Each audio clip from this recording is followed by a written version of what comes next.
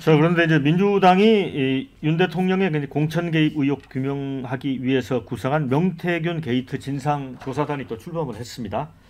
오늘 오전 11시 첫 회의를 열어서 이제 본격 활동에 들어간다고 하는데 15명이 참여합니다. 단장의 서용교 의원, 부단장은 삼선의 김병기 한병도 의원, 김승원, 전용기, 김기표, 김용만 등등 이제 의원으로 활동을 합니다.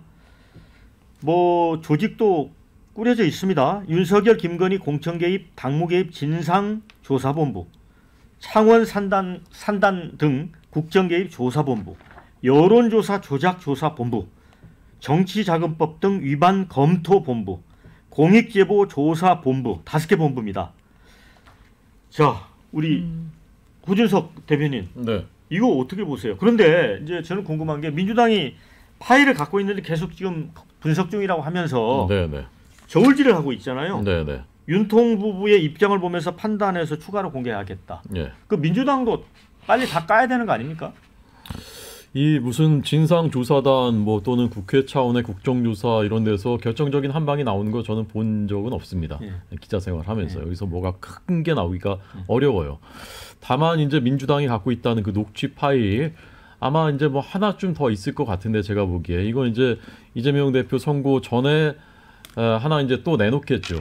그럼 뭘까 모르겠습니다만은 지금까지 제일 이제 폭발력이 있다고 봤었던 것은 김영선 의원의 공천과 관련된 거였거든요. 근데 그거 이제 나왔단 말입니다.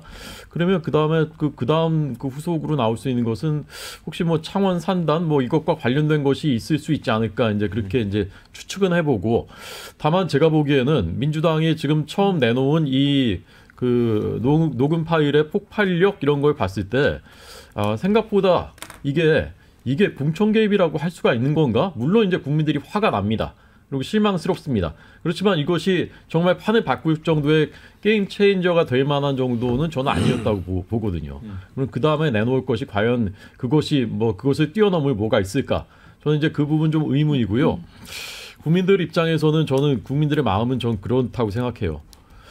진짜 윤 대통령한테 실망스럽다 그런 감정을 느끼시고 또 화도 나고 그런데 그러면 그렇다고 해서 이것을 대통령을 만약에 뭐 탄핵이든 하야든 이렇게 해서 임기가 중단이 되면 그렇게 해서 누가 수혜자가 되는 거죠? 그 수혜자가 될 사람은 명백한 아주 심각한 중대 범죄 혐의 11개를 받고 있는 하나하나가 우리 법치 질서를 뒤흔들고 대한민국의 국기를 문란하게 할 정도의 그런 혐의를 받고 있는 그 피고인이 수혜자가 돼서 대통령이 된다. 이게 우리나라 사회정의에 부합하는 일입니까? 그래서 저는 국민들이 그런 것 때문에 지금 고민하고 계신 거라고 저는 생각하고요. 그래서 여기서 지금 세 분 말씀하신 거 다 동의합니다. 저는. 그런 일이 없도록 하기 위해서 대통령께서 결자해지하셔야 됩니다. 그게 억울한 점이 있더라도 어떤 것은 사실이 아니더라도 어떤 것은 이건 법 위반이 아닌데 하시더라도 지금은 민심을 받아들이시고 민심에 반응하시고 과감하게 결단하시고 달라진 모습 보여주시고 그렇게 해야 그 말도 안 되는 헌정 중단하려는 그런 시도를 막을 수 있다고 생각하고요. 오늘 한동훈 대표도 아침에 그 얘기를 분명히 했습니다. 어떤 이름의 어떤 형태의 헌정 중단 시도도 국민의힘이 앞서서 막겠다. 그건 막아야 되는 겁니다. 그렇기 위해서 대통령의 변화와 쇄신이 필요한 것입니다. 네. 자, 장윤주 변호사께는 좀 이걸 물어보고 싶은데요. 이제 추가 공개를 저울질하고 있는 거에 대해서 지금 여당은 40부작 드라마를 민주당이 만들겠다는 거냐. 네. 그러면서 너무 정치적이다 이렇게 좀 비판을 하고 있습니다. 근데 제가 추측을 해보건데 추가로 아마 녹취 파일이 나온다면 이제 광폭 인간관계에 폭넓은 호기심이 깊이 있는 호기심이 있었던 김건희 여사의 발언 내용이 아닐까 싶기도 하거든요. 글쎄요. 일단 내용은 지금 알려진 바는 없어요. 근데 추가적으로 녹취가 있는 것은 맞다라는 얘기가 지금 당에서 나오고 있고 그리고 뭐 제보 받은 내용이 상당히 많다라고는 들었습니다. 그래서 그 내용까지는 지금 확인이 안 되지만 그 녹취 내용들을 당연히 검증해야 되기 때문에 이게 객관적으로 뭐 진실 여부라든지 이런 부분들을 검증하는 작업들 분명한 것 같은데요. 뭐 저는 국민의힘 입장에서 아, 이게 뭐 40부작 드라마 찍냐라고 뭐 공세할 수 있다고는 생각해요. 근데 그것이 국민들 보시기에는 불안감의 반증으로 보이기는 합니다. 그리고 또 나아가서는 야당한테 가지고 있는 추가 녹취 뭔지 모르겠지만 불안하니까 빨리 좀 내놓고 같이 좀 봅시다라고 말씀하실 게 아니고요. 지금 녹취에 만약에 있다면 녹취의 그 원본을 용산이 갖고 계실 거 아니에요. 저는 이 얘기를 야당의 민주당의 추가 녹취 뭔지 모르겠지만 빨리 좀 내놓으세요라고 말씀하실 게 아니고 빨리 대통령실에 문의를 하셔서 대통령 부부가 혹시 명태균 씨와 혹시 또 통화한 내용들이 있는지 또 대통령 부부의 육성이 들어갈 만한 녹취가 있을 수 있는지 이런 부분들을 용산에 타진하셔야죠. 먼저 점검을 해야 되는데 그렇죠? 그렇죠. 용산에 물어보시고 과연 명태균 씨와의 관계가 정말 어느 정도였는지에 대해서 정말 진실하게 말씀해달라라고 해서 소통을 해서 그 다음에 사실관계를 정리하는 게 맞는 것이지 이것을 야당에게 빨리 내놔라 말씀하실 일은 저는 전략적으로도 말이 안 된다고 생각합니다. 네, 댓글 좀 소개를 해드리겠습니다. 명태균과 제3자 녹취 그 이상 나올 게 있겠냐 이런 의견. 네, 김건희 여사 육성도 한번 까야지. 그래야 민심이 요동치지. 뭐 이런 의견을 주셨습니다. 적어도 명태균 리스트에 거론된 자들은 정치 못하게 한다. 그래야 앞으로 여론 조작이 정치권에 발을 못 붙일 거다. 이런 의견 주셨고요. 명태균의 자유로운 자는 한동훈 대표뿐인지 이준석도 돈독하던데. 또 의문의 이준석 대표가 일격을 받습니다. 자, 이제 대통령실도 거짓 해명하기는 힘들 것 같아. 진실을 다 밝혀라. 검찰이 제대로 신속하게 수사하는 게 중요하지. 스스로 어떻게 어디까지 까겠냐. 이런 의견도 주셨습니다. 자, 우리 박은석 의원님. 네. 어떻게 보세요? 이 조사단까지 이제 발족을 했는데 이게 뭐 본부가 뭐 이렇게 5개까지 돼 있습니다. 어쨌든 민주당으로서는 그 장외 여론에 좀 불을 붙이기 위해서 이런저런 당 차원의 대책들이나 이런 걸 수립하고 공세적인 대응을 하는 거라고 보고요.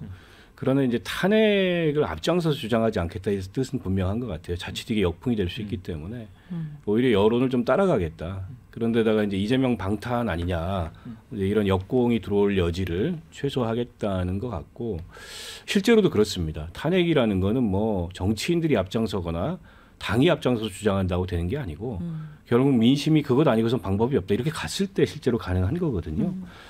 근데 아직까지 그런 단계로는 가지는 않은 것 같고 그래서 오히려 김건희 특검법을 통과시키는데 좀 더 주안점을 두는 게 아닌가. 그걸 위해서 지금 나오고 있는 녹취록이나 이런 이른바 이제 사실들을 보다 엄격하게 규명해서 국민들 앞에 이제 폭로하는데 주력하겠다. 뭐 이런 의견이라고 봅니다. 자, 그러면 한동훈 대표가 이제 어떻게 대응을 해야 될까요? 민주당의 목표는 결국은 김건희 특검법 쪽으로 모아지는 거 아니냐. 아까 제가 설명을 드렸지만 김건희 특검법 관련해서는 보수 지지층도 받아야 한다는 사람도 있거든요. 그러니까 이제 보수층이 분열이 되는 효과가 있단 말이죠. 그렇죠. 그래서 국민의 명령이라면 특검도 받아야죠. 그래서 한동훈 대표가 그 윤석열 대통령을 갈라서는 계기가 될 것 같은데 그걸 본인이 뚫지 못하면은 뭐 그렇고 그런 그 정치인으로 나올 것 같고 할 수 있다면은 뭐 앞으로 어떻게 될지 모르겠습니다. 그런 생각이 드는데 그 명태균과의 그 통화가 그 여권에서는 굉장히 가볍게 취급을 하는 그런 경향이 있는데 박근혜 전 대통령 탄핵할 때 그 공천 개입도 아무런 뭐 그게 없어요. 그 직권남용으로 수사한 사람이 윤석열, 한동훈인데요. 굉장히 무거운 거고요. 그 이런 그 현실 인식을 분명히 해야 되는데 제가 그 용산이 안타까운 게 이 코인팔이 유튜브에 쌓여 있고 부정선거 주장하는 아직도 어제도 제가 광화문 나가봤더니 그런 그 집회하는 사람들도 있고 그다음에 인적 쇄신 못하는 거 최상목 김대기가 잘 못해가지고 윤석열 정부가 이렇게 된 거 아닙니까? 그 지나간 사람들인데 그거 타이밍 놓쳤고 이런 점에서 굉장히 안타깝고요.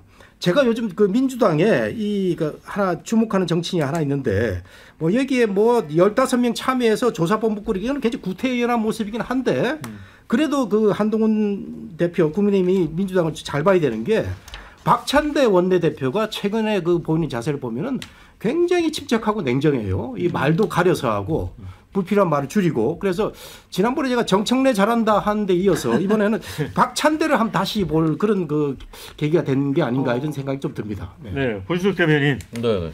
자, 정 교수님 얘기는 한동훈 대표가 결국은 김건희 특검을 받아야 앞날에 보일 거다 이런 말씀을 하셨거든요. 지금 판단하기는 좀 섣부른 것 같습니다.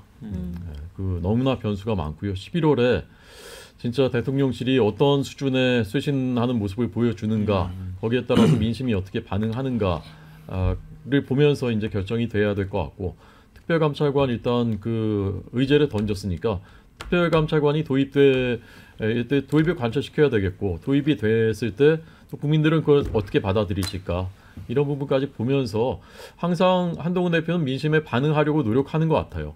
그래서 그 이후에도 국민들의 많은 분들이 그래도 특검은 필요하다라고 생각하시면 이제 거기에 맞춰서 다시 판단을 하겠죠. 지금 단계에서 얘기하기는 좀 이른 것 같습니다.